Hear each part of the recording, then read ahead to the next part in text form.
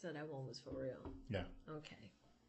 Cool. So, for the visual portion of this, I just want to say thank you guys. Obviously, you have joined our Patreon.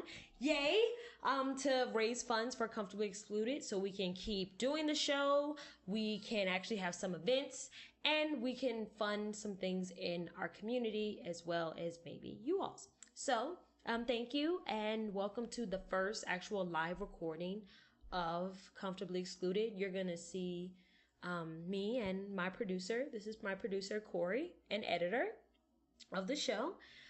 You'll be seeing us. This is also a kind of a special one because Corey is not only producing and editing, but he is also my guest for this episode as well for the news and pop culture Petty Corner game segment. We already did the interview. Sorry, you guys didn't get to see that part. But of course, you'll be listening to Comfortably Excluded podcast, so you'll be able to hear Kevin and his story and everything. But because I'm not gonna lie, he is only 19 and we are drinking amongst other things. So I did not want to obviously partake in any of that with a minor with us. So we kept that very PG, but we're going to have some fun doing the other segments for you guys. So thank you again for being a part of the Patreon, and thank you for tuning into a little backstage kind of how we do it and a live recording of Comfortably Excluded podcast. All right, so that was for the Patreon, and now I'm actually going to get into the show. Obviously, you guys don't see this part, but we've already set up mics and recording and everything. And I'm going to do an intro. And what I usually do is, of course, prep my guest, which is Corey. It's me. He already knows how we do this. But, I mean, so you guys see that I like to let my guests feel comfortable. Drinks, water, whatever you need. Of course, I let them know that things cannot be talked about. So I give Corey, do you want to not talk about certain things that are sensitive to you or maybe confidential to your brand? People's knees. Like their knees. Don't want to talk about it. I will smack you in front of these cameras. You know that, right? No, you won't. I will.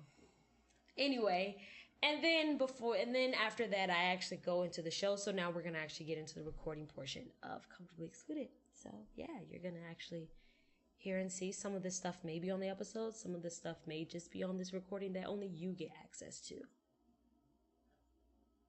Yes, I'm now wearing makeup and I look a mess, but hey, here we go. I'm not used to there being a camera in this space. So you ready, Corey? I'm ready. All right, so let's go.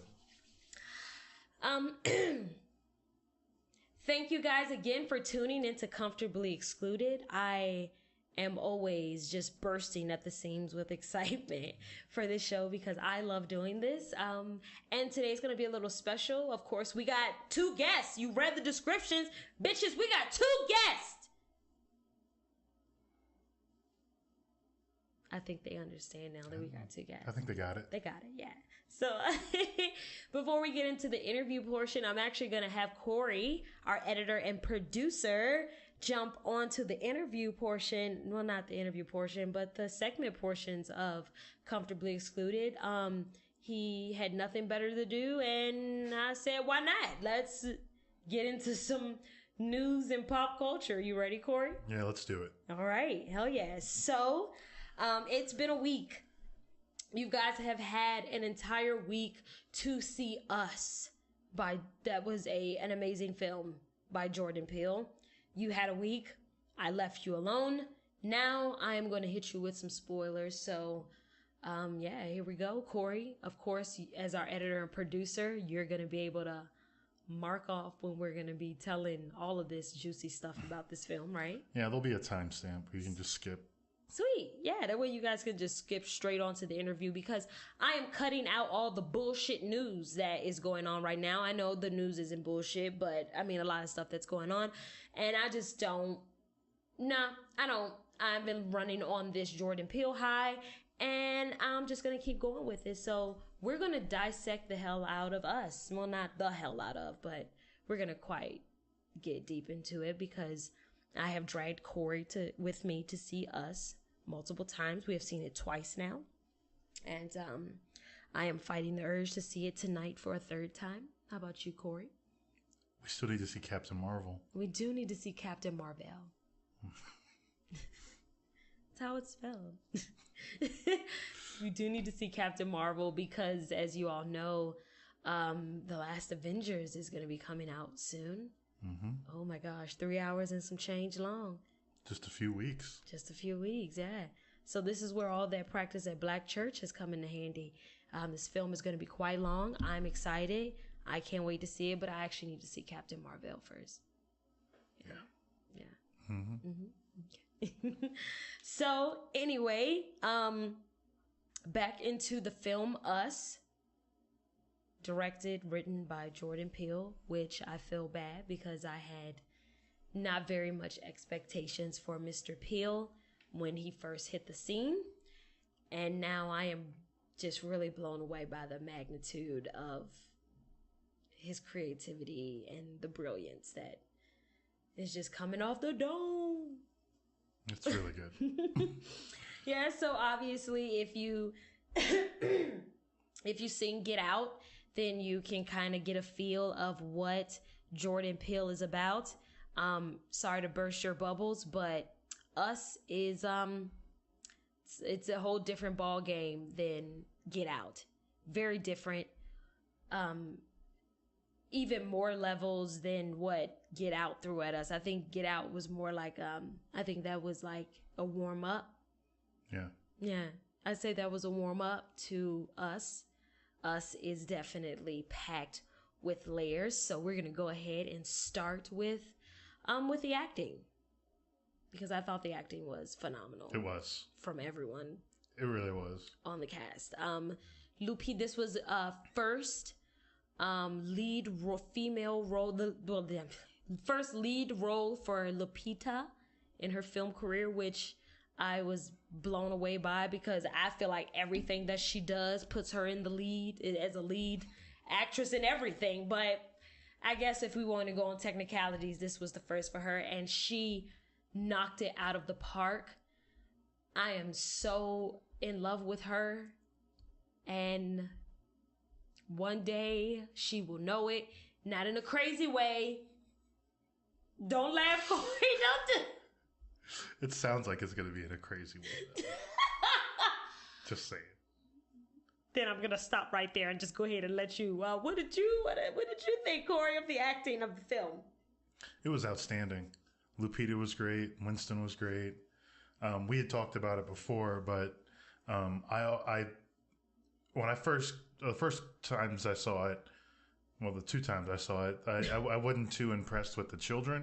Mm-hmm. And then I remember that they also played the doppelgangers, and the doppelgangers were creepy. They were terrifying. That girl, especially the daughter, was just like when Red was saying, like, you know, like when you gave birth, you know, she was a beautiful princess and so sweet, and I birthed a monster. And that film, like, she got a full fucking thrill out of the idea of, oh my gosh, I finally get to kill something. I finally get to kill someone. I finally get to just like let loose. She enjoyed every bit of being on that surface and chasing them down. She spooked the fuck out of me. She was, the eyes. Yeah, like she kept that smile the whole time, like all the way up into her death hanging in that tree. She was having a ball, like, hey, almost got you. Like, the acting was definitely phenomenal. Corey had pointed out, which I never noticed, that the dad, what was his name? Josh in the movie? I think so. Because I killed myself and I killed Josh. Yeah, so that was Josh.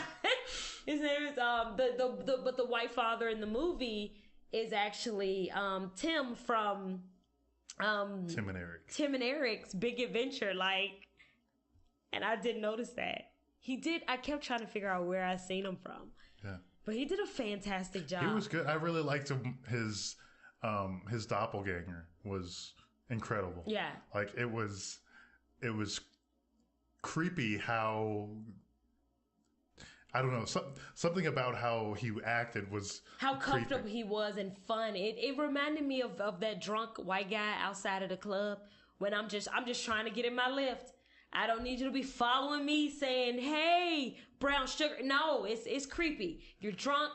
You need to sit down, and it's weird. There was a level of very, he was uncomfortable, but he was like, it was funny and playful at the same time. It was, yeah.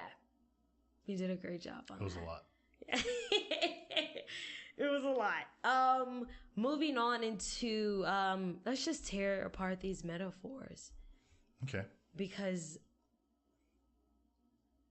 just a couple, because there were way too many. I'm still, like, the movie's been out for a week, seen it twice, and I'm still, like, reflecting and catching things. What was a favorite metaphor for you, Corey, that you noticed in the movie? I know what was really, I mean, the two ones I like the most are the scissors. Mm-hmm. The whole two blades connected at one point being like the big, icon for the movie. Yeah. And how there are two of them sharing one soul. And I know it was super on the nose and cheesy, but I did really like, in the Hall of Mirrors, the entrance, it was "Find Yourself." That creeped me the fuck out.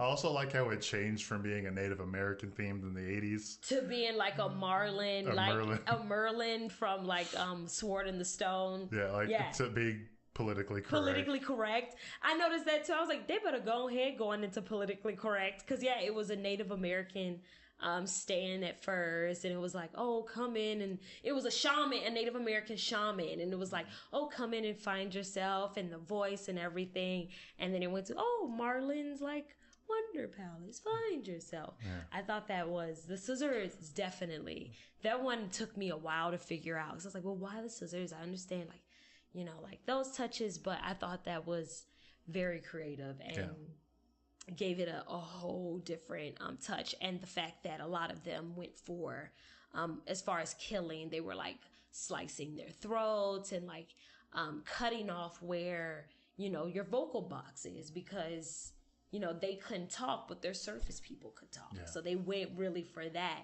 angle, which I thought was cool.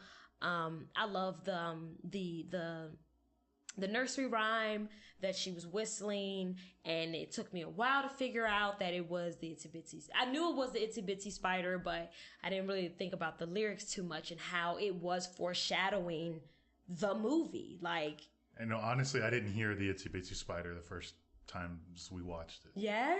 Like, I was just like, that's just whistling. Yeah, I heard it. I heard it was Itsy Bitsy Spider.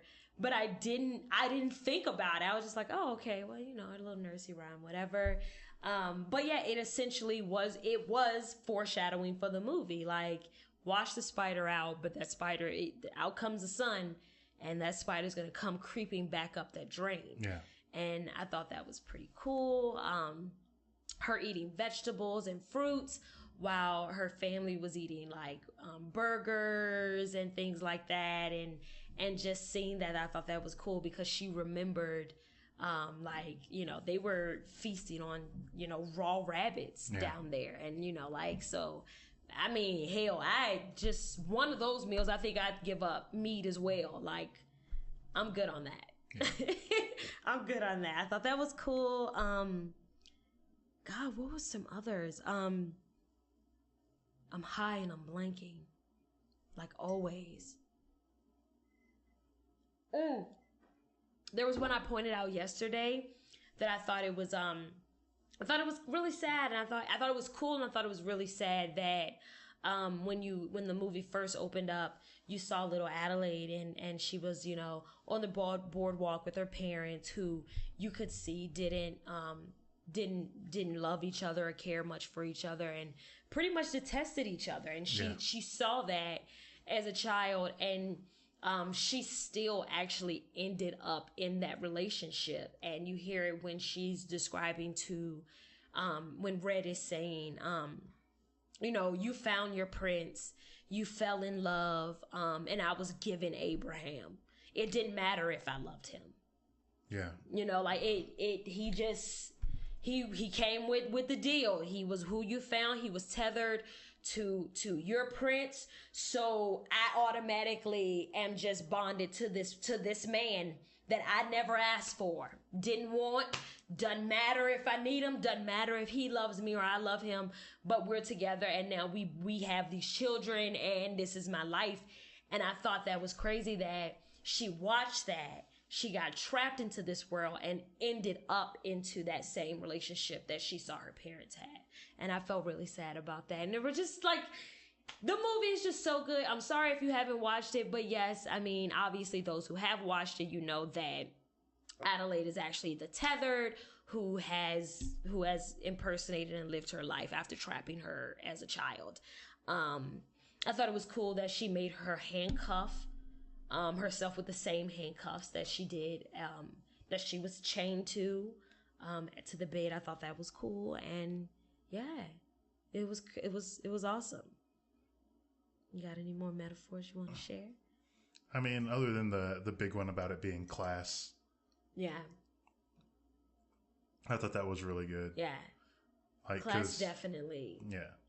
Because you saw, like how they were saying how you were saying, like, how the white family died so quickly. Yeah, like while they were upper class compared to the black middle class family, like the black middle class family, they had a Benz, but it was older. Mm-hmm. They had a boat, but it was older. They had the vacation house, but it was older because it was her parents. Yeah, and it was her parents. And you know, the white guy, he just bought a boat just to fuck with me.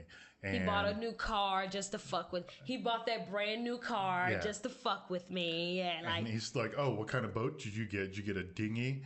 He's like, because of course he had a nice boat. And then their house has the Alexis parody, the Ophelia, and it's like all glass and glamorous. But they had more money, but they all hated each other.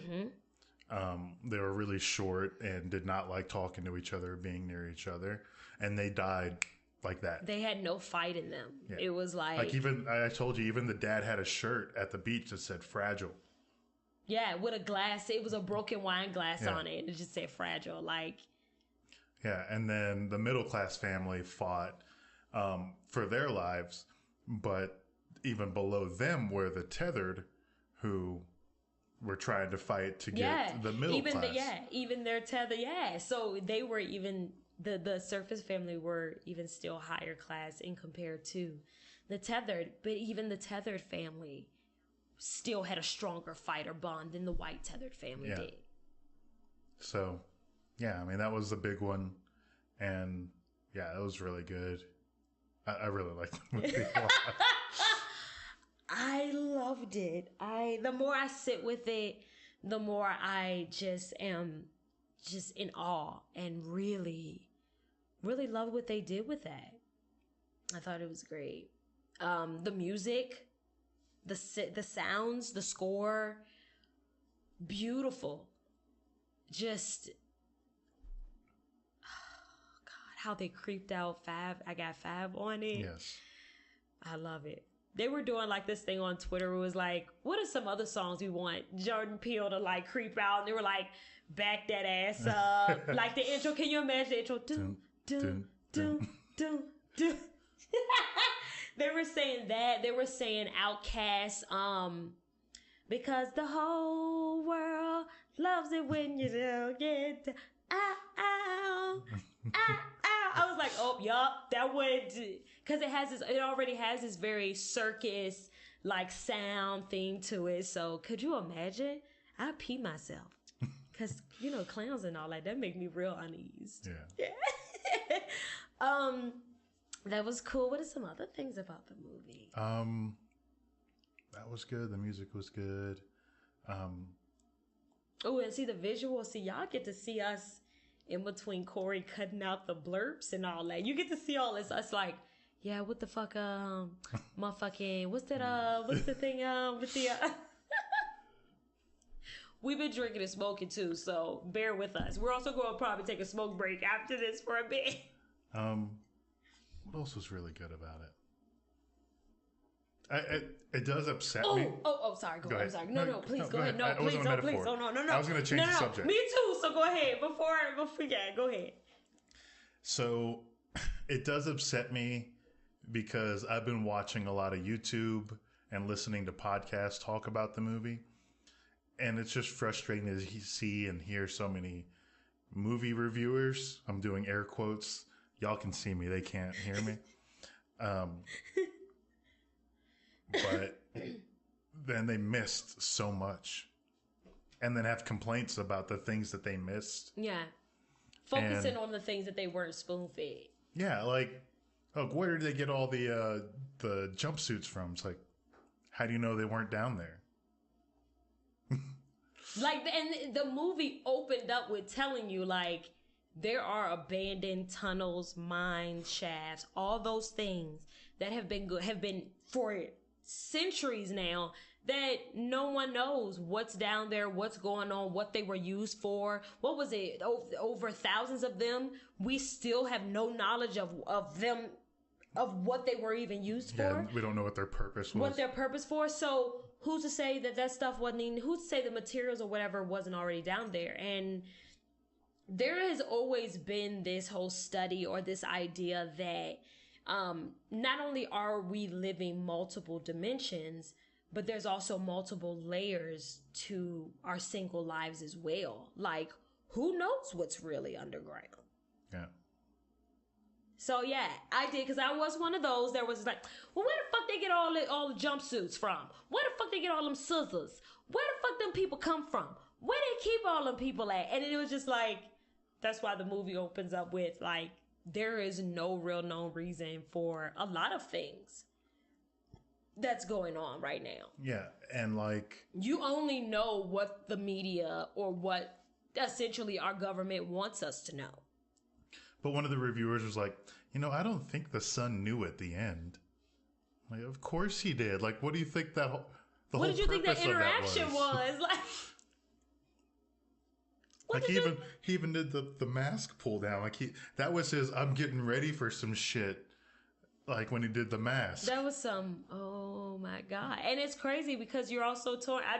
It's torn because, yeah, like, oh my God, like, this woman is a tether, but this woman has taken care of me my entire, like, this is my mother. Yeah.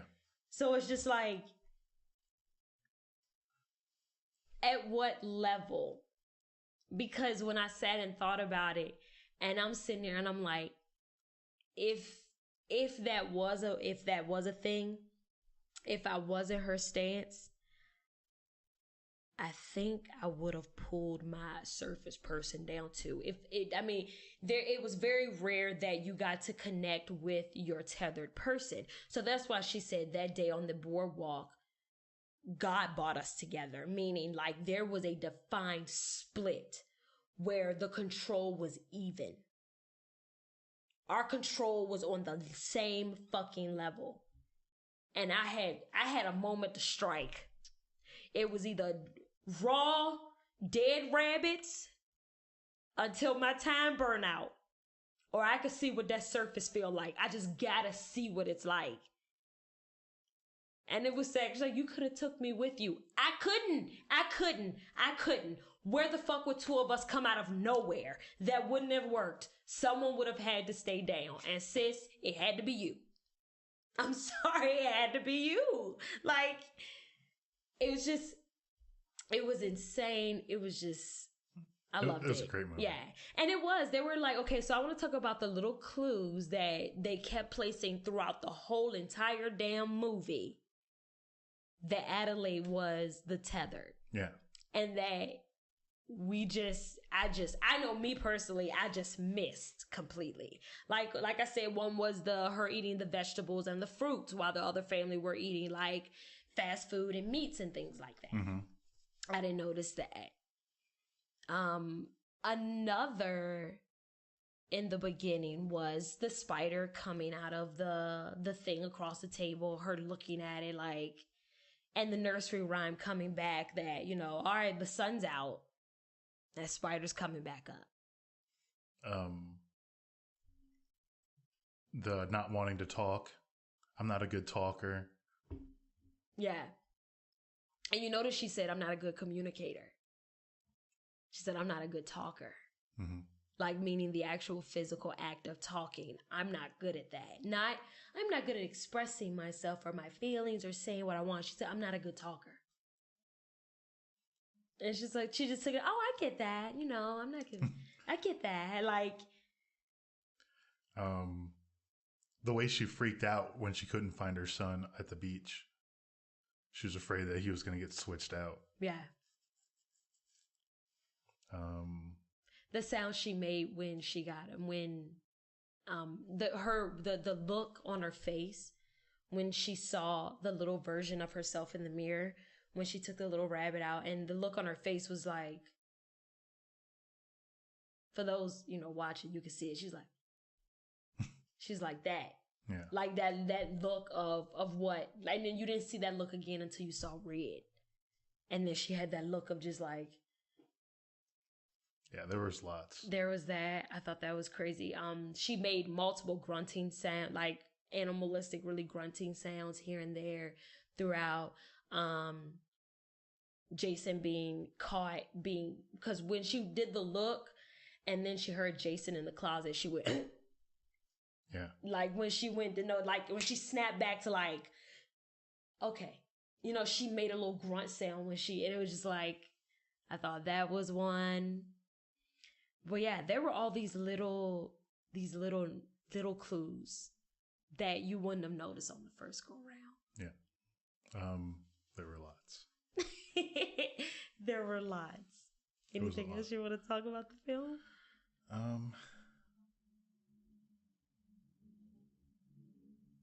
No, I just wish people would stop saying it was bad. Just because they missed a lot. I just wish it wasn't fed to them. And I think that's kind of sad. Yeah. People can't enjoy a movie unless they're told, well, this is what this means. Yeah. Yeah.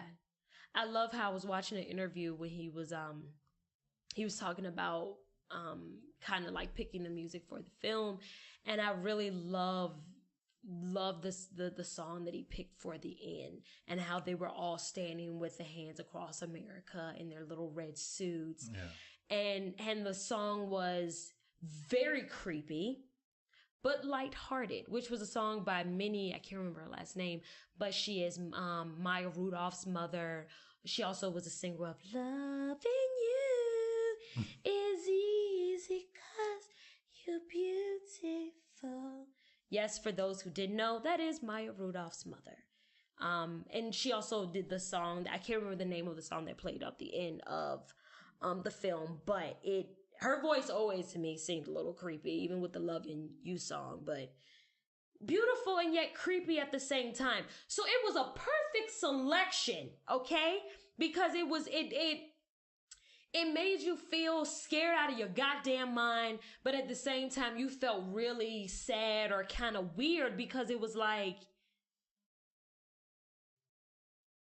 just the idea that I have a tethered person living underground who is just suffering, and I'm just up here being this douchebag, this first world asshole living in my self-centered world. You know what I mean? It's like, do you blame them? Do you really blame them? Because they're like, fuck it, like, it's my turn. I want to see the sun. I want to, like, I'm imagining and I'm acting out all these things in your life that I will never be able to experience. And then it also posed that question that when you die on the surface, does your tether die?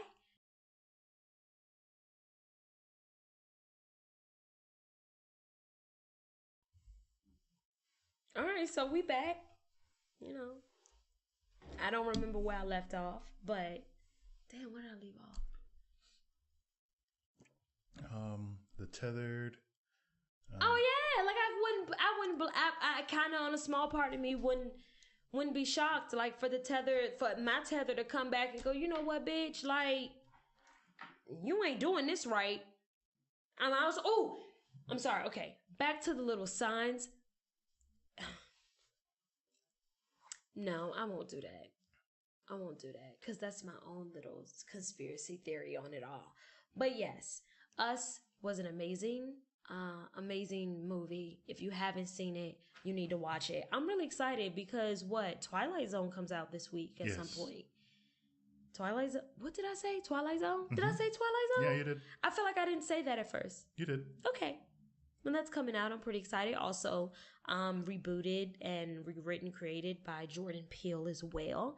I was looking at a couple of different actors and things that he's using in it, and I'm excited. I'm looking forward to it. Yeah. For sure. Yeah, because he also has a show on Apple. Is it Apple or iTunes? I think it's on YouTube. YouTube. The Weird City. What is it called? Weird City? Yeah. Has that started yet? Yeah, I think so. You gotta check that out. Not interested. I mean, I want to watch like at least the episodes he's done, but some of it looked kind of... Oh, so he's not doing all the episodes for Weird City? Oh, he's just doing a couple? I think so. Okay, well then I just want to watch the ones that he's doing. I know this sound messed up, but I mean, it is what it is. Yeah. So, Corey, you want to say anything else about Us? Or Jordan Peele in general? Because he is like... It's amazing. It's also, I want to give a shout out to Chelsea Peretti, which is his wife. I love her. I mean, I just do. I love that he thanked her in the credits. Like, you better thank yo Nilla Queen. And y'all know I don't give white women a lot of credit, but I mean, you know, this white woman was raised by a black woman, and she understands when to, you know, keep her mouth shut. She knows, you know, how to help and support. And she's funny as all fucking hell. If you have not checked out her stand up, Chelsea Peretti is fucking hilarious and very underrated. So I know I cut over you to just stand for Chelsea Peretti for a second, but I did. Deal with it. I was just going to say the movie's great. You should watch it if you haven't already seen it. Multiple times. Multiple times, as I probably will be seeing it definitely again. Probably now. Yeah. Okay, so we're going to move into, I guess, do you have any more news or pop culture? Not really. No? Corey doesn't keep up on any of that type of stuff, so the fact that I'm asking him this is just hilarious. You should have watched him trying to panic to find some stories to talk about. And I was like, let's just talk about Us, because I dragged you to see it a couple of times. So let's just talk about that since you know that. And honestly, I don't feel like talking about the rest of the news because it has been full fucking nonsense. And I think it's more interesting to talk about who we were interviewing on this episode, because Kevin is so adorable, so sweet, and so ambitious. And it's time that we definitely support young people of color actually trying to make a little name for themselves and doing good. So, with that being said, we're going to move along. All right. So for the visual people, we're going to go ahead. You're going to see us when we move into segments, we just, do this, and then I just say where, and Corey edits out who says what and what needs to go where. So Corey, we're going to go ahead and get into the petty corner. All right. I hope you got one prepared. A little bit, yeah. Am I going first? Yeah, you the guest. You usually do go first. Yeah, I guess. Why are you trying to act like you don't know the rhythm of the pattern of it? Corey. Yes. Is going to be doing a petty corner with us. Is that me to go? That's you to go. Go ahead, get you a petty one. I don't know if this is more about them or me, but I just want to complain about Golden State Warrior fans. Go for it. I just think they suck. The fans. The team's fine. I just don't like the fans. You want to elaborate on that at all? I just feel like they're fair weather fans. Like, I have never seen a Golden State Warrior fan up until, 4 years ago? And now they're everywhere, and they don't shut up. They're like Cowboys fans for the NBA. Really? Well, I hate the Cowboys. But Just the way they're obnoxious. And so last night, I was about to say there had to be something that happened. So go ahead. What happened? well, last night there was a game and the game was tied. And Kevin Durant went for a 3-pointer and made it. And they thought they were going to get a foul on top of it, making it a 4-point play. Mm-hmm. But the ref was like, no, he was fouled before the shot, which he was. So the 3-pointer didn't count. And Warriors fans have been up in arms about it ever since. Like their little subreddit is just refs suck, blah, blah, blah. But if that happens to the Rockets, then that's what the Rockets get. And I just hate the Warriors fans. And it's funny because it's making me hate Nuggets fans simply because the colors and the logos look similar. Like I see a Nuggets fan. I'm sorry, a Nuggets jersey out here in Denver. Which we live in Denver, mind you. And I just immediately start rolling my eyes. And it's like, oh, it's a Nuggets fan. Well, they still aren't great, but I just don't like Warriors fans. They're just the worst. So you go petty rant about how much you hate the Warrior fans. Yes. Okay, all right. They're terrible. Hey, you're allowed. They're just. It was one thing if they could name a Warriors player from before 6 years ago, I'm fine with that. But none of them can.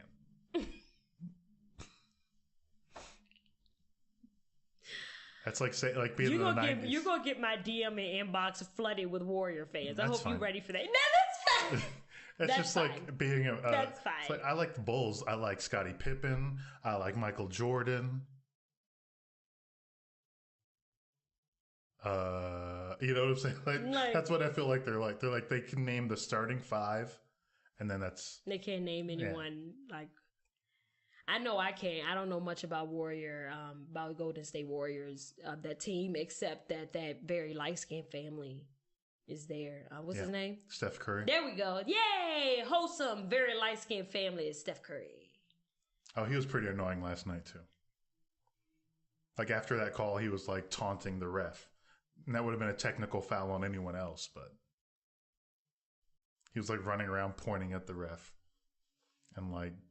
being ridiculous. You are really upset about this. They're really annoying. Okay, because you guys don't know Corey on the other side of like the mic or at the hell camera now. Like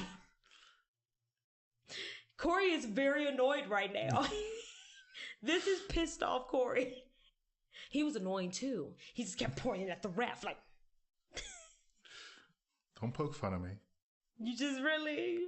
I'm not about the Warriors. All right. I'm not about them.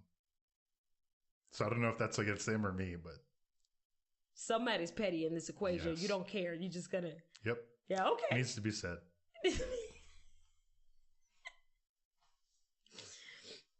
Okay, that's all you got. That's all I got. Let's go. Okay, we're just gonna go ahead and move on then into my petty corner.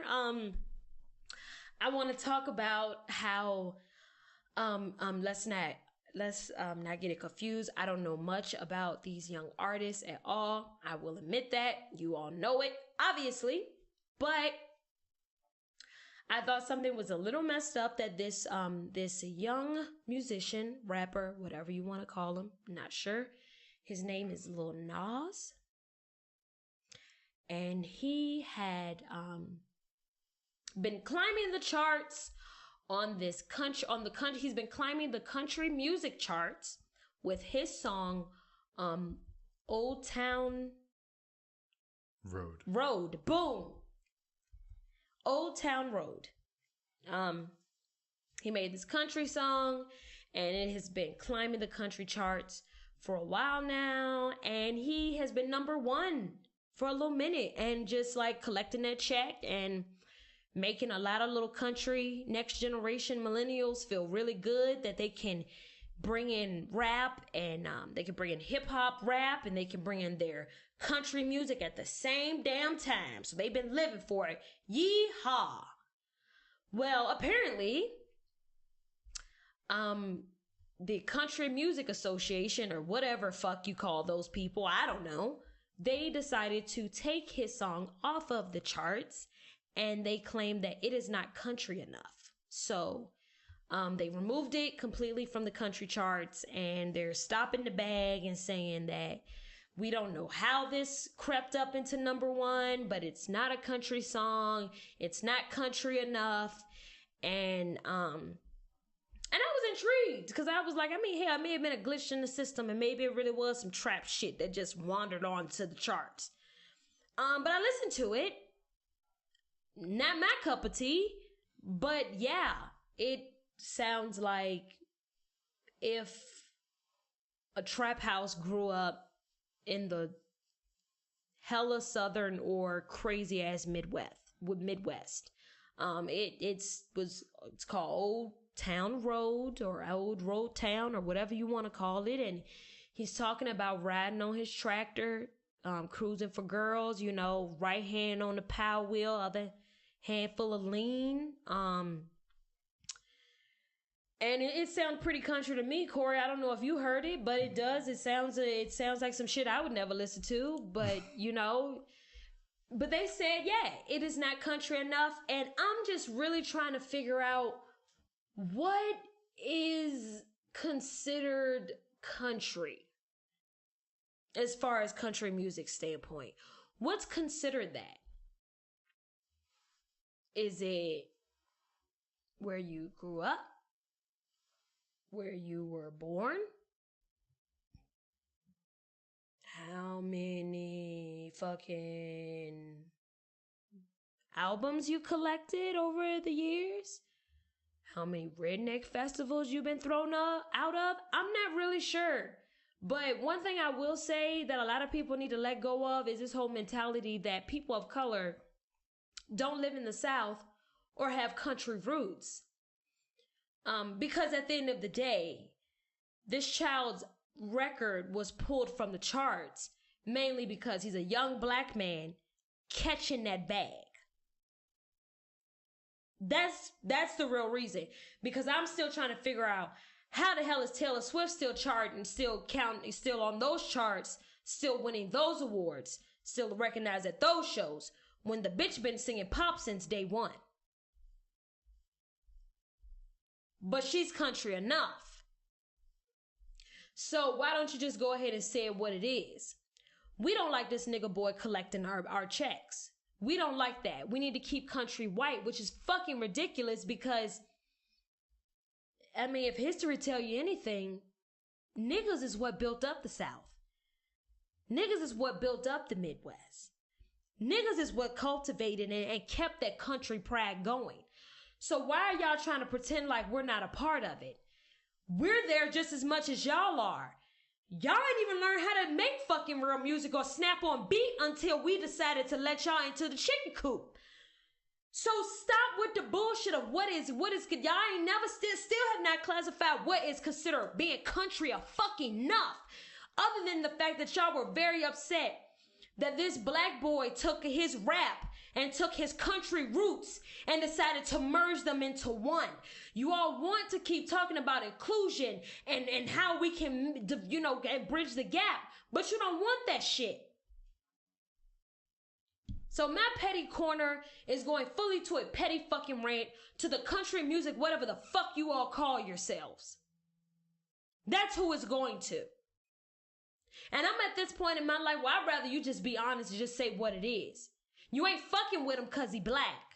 Y'all don't like the fact that he's doing what he loves and the fact that he has roots where that is. Y'all act like we can't love the same shit y'all do. Y'all can't wait to prance y'all fucking asses at every goddamn rap show, fucking roster, fucking festival, whatever you can do, taking family trips to Jamaica, claiming, yeah, man, y'all love it to include yourselves. But when we want to take a step and realize that we're a part of this too, because you wouldn't have it without us,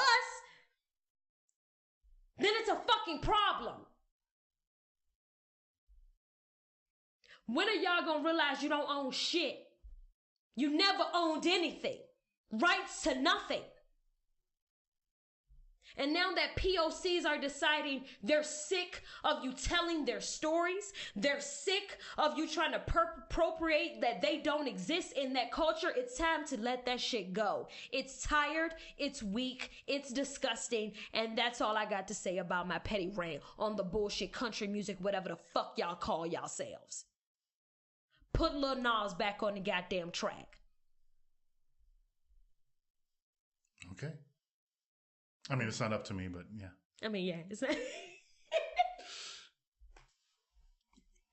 So the Patreons, y'all get to actually see me in action, and I look all crazy. I know I got this vein, like, that's popping out right here, but I get really upset when they try to pigeonhole us, like we don't get to have a say, like we're not there.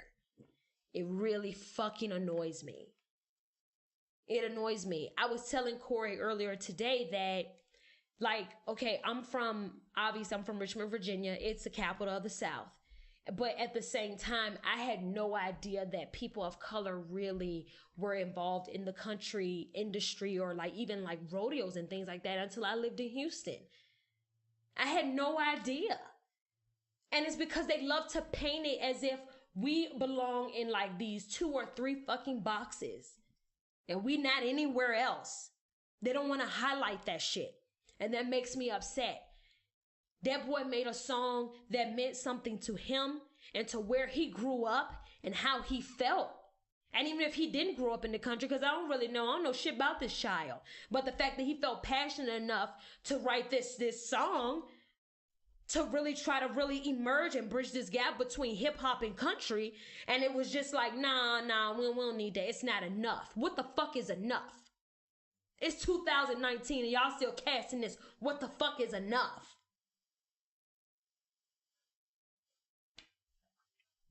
But yeah, that's it for my little petty rant.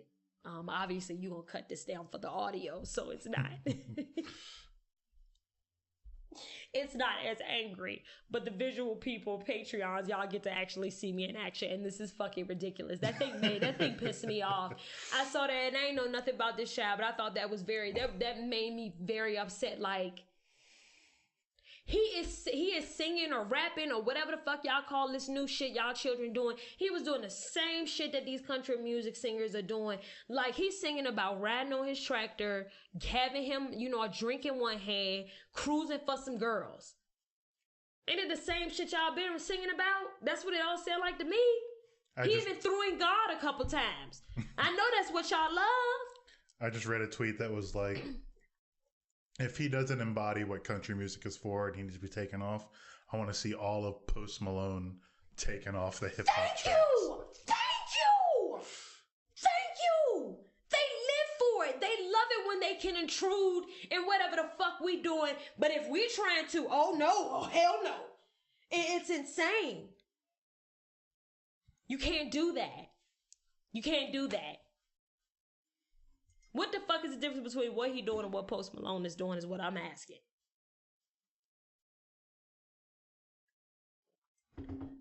The only thing is one person actually is a black person, whereas the other one is rocking like appropriate blackface. Let's call it what it is. But that annoys the shit out of me.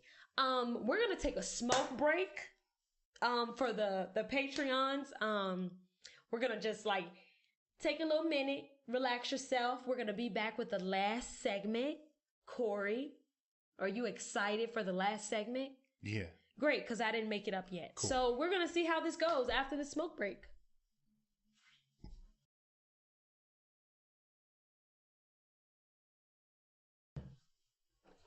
Clink. We are back. Just took a slight break, and now we are ready to finish out the last segment, which is the game. When you see us do next month, when we do actual full run with a guest, you'll actually see like the breaks and all that and actually get the real feel. But since it's the first one, we're just going to ease you kind of into it. So here we are back to the podcast as well. Of course, Corey's going to cut this out for the audio. But yes. You ready, Corey? Yep. Why are your lips all greasy? I put on chapstick. I need some chapstick. Tough. We started. Whatever. See, it's hurting me to get this over with because I'm sick of talking to you. It's because you didn't bring your jacket. Shut up. Anyway. All right. So we're going to go ahead and get into the last segment, I guess. Or I don't really know. To be honest, I don't really know what order Corey puts this show into. So, but we're going to do the game. I know that much. So here we are into the game. I can hear the DJ air horn. All right, Corey. So, of course, you know I like to ease into the game with some easier ones. Okay. But since you are used to witnessing this part, I went a little. All right. So be prepared. I hope you're ready. Okay. All right. So, first one. Yep. Tacos or burgers? Burgers. Really? Yeah. Yeah? I mean, I love tacos, but I love burgers. I don't know you. I don't know you at all. I think we're done here. I'm sorry, I'm processing. Okay. Take your time.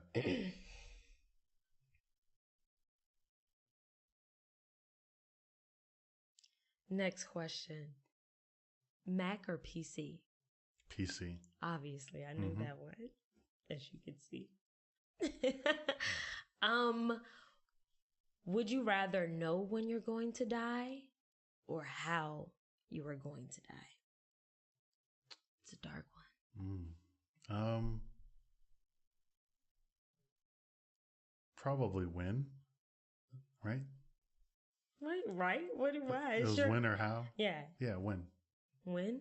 Yeah, because if it was how, I wouldn't know when. And anytime I was near a car, if it was a car thing, every time I got in the car, I'd be like, is this going to be it? But you feel like when. I can plan. Yeah, but you don't know I will say you don't know the details of when. You just know when. That's fine. You just know like this date. That's much better than. How will you know the plan? Well, I'm like, okay, so I'm going to die on what, like January 25th, 2080. I know the end date. Yeah, but you don't know of what. You don't know what did it. Yeah, but I mean, that's better than thinking you're always going to snag your foot or something or trip or it's going to be stairs. It's going to be. No. Yeah. Okay. All right. So you'd rather know when. Yeah. All right. I'm not going to tell you what because I'm asking the questions that ain't none of your business. Okay. Next one. Mm-hmm. Never have I ever eaten a sharp object for no reason. I didn't eat the sharp object. I got stuck in my throat. I'm sorry, our listeners don't know what they don't know where you're talking about. So apparently when I was a child. I love how you make sure you put that in. I was a child. I'm petty because we were just talking about this morning. I tried to swallow one of my mom's rings that was quite sharp and got lodged in my throat. And my dad had to use his pinky to kind of hook it out. And apparently it cut up my throat on the way out. And there's no reason behind it. No, I don't know. You were just being a child. Yeah. I just threw that in there because I was petty and I just knew we were just talking about that this morning. Yep. And I like to fuck with you. I've noticed. Yeah, I like to fuck with you. Okay. All right. So, would you rather have your best friend lick your foot or lick the foot of a stranger? I have my best friend lick my foot. I'm not trying to lick some strange person's foot. Yeah? But you don't think that'd be weird afterwards? That would be weird afterward, but I'm not trying to catch something from somebody's foot. Same, because I don't like feet. I'm definitely not going to lick your foot. I'm sorry. I'm sorry. Like, it's going to be awkward a little bit afterwards, but I'm not All right. And the last one is finish the lyric. Okay. You ready? Mm-hmm. All right. They got my homie hemmed up and they all around. Ain't none of them seeing if they going straight pound for pound. I gotta come up real quick before they start to clown. I best pull up my gap and lay them gangsters down. Yeah, it's a classic. Is it fun just watching me do these and you just watching our guests come on and try to like finish the lyric? Yeah. Do you know what they all are when I'm it was almost this one or an Ice Cube lyric, to be honest with you. Ice Cube might have been a little tougher. Which one? Oh, okay. Like I'm gonna tell you. Right. And we would have also accepted I must pull out my gat and lay them busters down. Yeah, we would have accepted that one too. Or freestyle, of course. Any one of those would have. But yeah. You came close. That was good. Thank you so much, Corey, for being on. And yeah, thank you guys for listening to Comfortably Excluded. I'm Monty Taj. You know who I am. I'm your host. And thank you guys for tuning in. Like I just said, be sure to share this with others. Tell people about this podcast. Keep emailing, DMing us on Instagram, tweeting us on Twitter, and following us on Facebook. And of course, please check in or at least look at our Patreon to help keep this show going. It takes money to have this thing going. And we're also interested in making different events around our community and maybe even your community. So definitely check out our Patreon, which is patreon.com/comfortably excluded. Although sometimes it's been acting weird. So just go to our website, comfortablyexcluded.com, which we just revamped. It looks amazing. All done by Corey here. Whoop whoop. It looks amazing. And there is a tab for Patreon and you can just click that and it'll instantly send you to it with a cute little video. Just again explaining Comfortably Excluded and how you can help get involved. But thank you again for being on it, Corey. Of course. Yeah. And thank you guys for listening. And yeah, see you soon. Bye.